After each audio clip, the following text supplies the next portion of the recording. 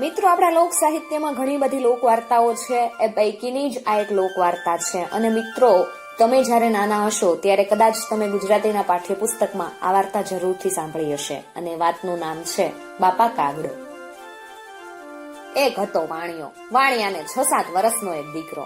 છોકરો બહુ કાલો ને પડપૂછડિયો હતો. રોજ તે બાપની સાથે દુકાને જાય અને બાપને કાંઈકનું કાંઈક પૂછ્યા જ કરે. વાણિયો એટલો બધો શાંત કે દીકરાને રાજી કરવા જે પૂછે એનો જવાબ આપે. કોઈ દિવસ ઘેલિયાને નાખુશ કરે નહીં. કોઈ દિવસ પોતે ખીજાય ન જાય. હંમેશા ઘેલિયાભાઈ કરે ને ઘેલિયાભાઈ કે એમ કરે. એક દિવસ ઘેલિયો બાપની સાથે દુકાને આવ્યો અને લાડથી બાપનો ખોળો ખૂંદવા લાગ્યો ને જેન તે પૂછવા લાગ્યો. એટલામાં દુકાનની સામે એક ઝાડ હતું. એના ઉપર એક કાગડો આવીને બેઠો. બેસીને કો કો કો કરવા લાગ્યો. એટલે ઘેલિયાએ કાગડાને જોયો અને એની તરફ આંગળી કરી અને બાપાને કે, બાપા કાગડો. બાપા કે, હા ભાઈ કાગડો. ફરીવાર છોકરે બાપનો હાથ પકડ્યો ને કીધું, બાપા કાગડો. બાપાએ એટલી જ ધીરજથી કહ્યું, હા ભાઈ કાગડો. જવાબ આપીને બાપ દુકાનના કામમાં જરા રોકાયો. એટલે વળી છોકરે બાપનો ગોઠણ હલાવીને કીધું, જુઓ તો બાપા કાગડો. બાપે ધંધામાંથી ધ્યાન કાઢીને ઘણી શાંતિથી કીધું, હા ભાઈ કાગડો. છોકરાને આટલાથી સંતોષ થયો નહીં. બાપ પાછો પોતાના કામમાં રોકાયો. ત્યાં તેની પાઘડી ખેંચી અને વળી બોલ્યો, બાપા કાગડો. બાપે જરા પણ ચીડાયા વગર, હા ભાઈ કાગડો.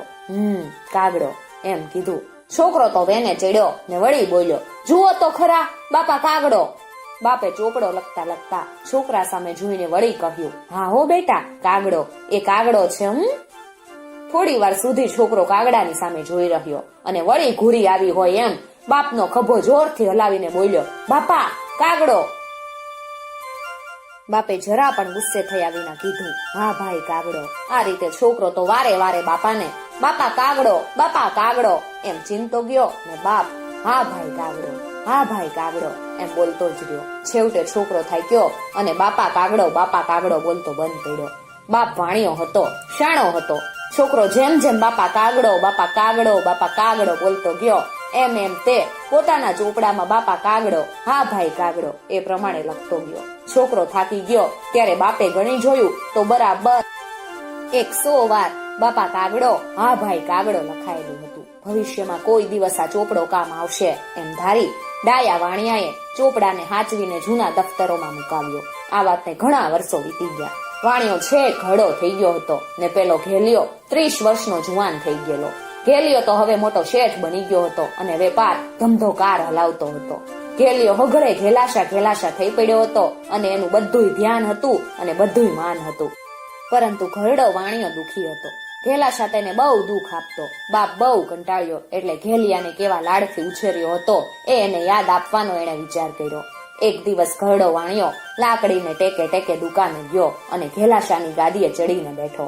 બાપને જોઈને દીકરો ચીડાયો ને મનમાં બબડ્યો, આ ડોહો વળી ક્યાંથી આવ્યો? નકામો ટકટકાટ કરશે અને મારો જીવ ખાહે.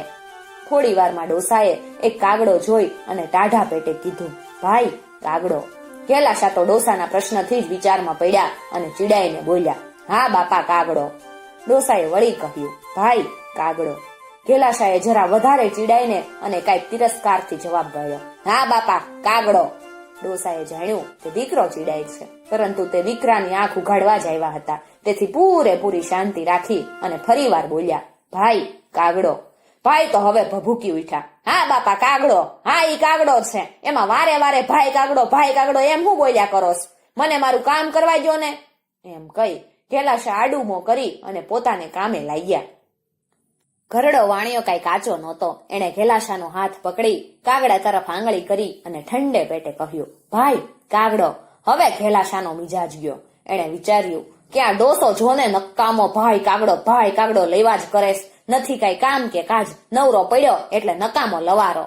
એણે ડોસા સામે જોઈને કીધું, બાપા ઘરે જાવ. અહીંયા તમારું કામ હું? દુકાને કામકાજમાં નાહક શા માટે ડબ કરો છો? બાપે શાંતિથી જરા હસી અને કાગડા સામે આંગળી કરી અને કીધું, પણ ભાઈ કાગડો. હા બાપા કાગડો. હવે તે કેટલીક વાર કાગડો બોલશો અને કાગડામાં તે હું છે તે કાગડો કરોસ. ડોસો ફરી વાર આંગળી કરી, ભાઈ કાગડો. એમ બોલે ઈ પેલા તો ઘેલાશાએ વાણોતરને કાગડો ઉડાડી મૂકવાનું કીધું. કાગડાને ઉડાડી મુકાયો. પછી લખતો લખતો પોતાના મનમાં બળતો અને મોટેથી બબડ્યો, ખરેખર હાઠે બુદ્ધિ નાઠે, એ બરાબર હાચું. આ ડોસાની બુદ્ધિ હવે છેક ગઈ. ડોસાની આંખે આંસુ આવ્યા. એણે જૂના વાણોતરને બોલાવીને પોતાનો જૂનો ચોપડો કઢાવી ઘેલાશાના હાથમાં બાપા કાગડો, હા ભાઈ કાગડો એ લખેલું મૂક્યું. ઘેલાશાને તેના બાળપણની સઘળી હકીકત વાણોતરે કઈ સંભળાવી. ઘેલાશા તરત બધું સમજી ગયો. દીકરાએ બાપની માફી માંગી અને તે દિવસથી બાપનું ખરા દિલથી તે માન રાખવા લાગ્યો. મિત્રો, આવી જ બીજી